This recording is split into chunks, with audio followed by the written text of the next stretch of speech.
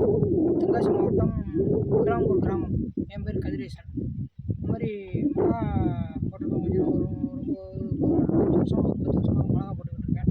இந்த ட்ரிப்பு திலீப் வந்து Joy super plus அடித்து பாருங்கள் நல்லாயிருக்கும் அப்படின்ட்டு ஒரு டெமோ கொடுத்தாப்புல. அது லிட்டருக்கு 1.5 மில்லி அடித்தா நல்லாயிருக்கும் அப்படின்ட்டாங்க.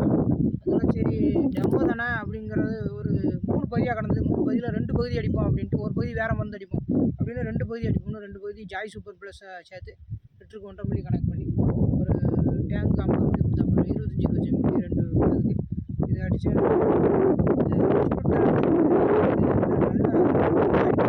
கொடுத்துட்டு சூப்பராக இருந்தது. இதே ஒரு பகுதியில் இந்த பேக்கு ஜிப்ளிக் ஆசிட் தனி ஜிப்ளிக் ஆசிட்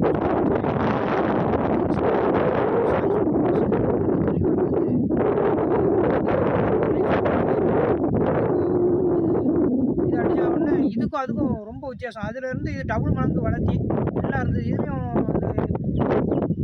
அந்த மருந்து இருக்குன்னொடனே அது ஜிப்ளிக் ஆசிட் இன்னும் இருக்குனாலும் இது 2-3 கெமிக்கல் இருந்தோடனே இது அதோட இது தெளிவாக இருந்தது. இது அந்த அளவுக்கு தெளிவு இல்லை. நல்லா இருந்தது. ஆனால் சூப்பராக இருக்குது. மிளகாய்க்கு அடிக்கலாம்.